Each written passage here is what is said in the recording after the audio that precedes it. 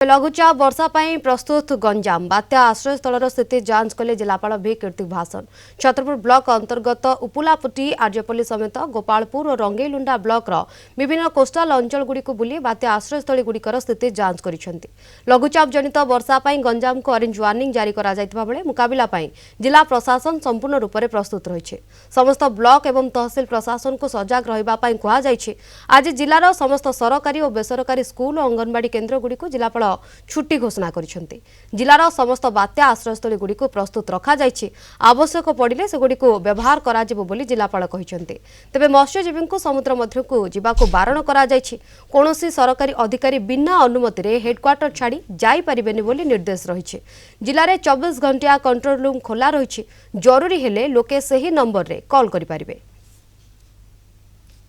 दरकार पड़ो आम साइक्लोन शेल्टर्स व्यवहार करूँ बट वर्तमान सुधा जो इनफॉरमेशन अच्छी आईएमडी तरफ जो दि जाए आमको गोटे दिन ऑरेंज वार्निंग एवं नेक्स्ट डे येलो वार्निंग तापर ग्रीन जोन रे अच्छे आम आम सतर्क रहा उचित एवं समस्त अनुरोध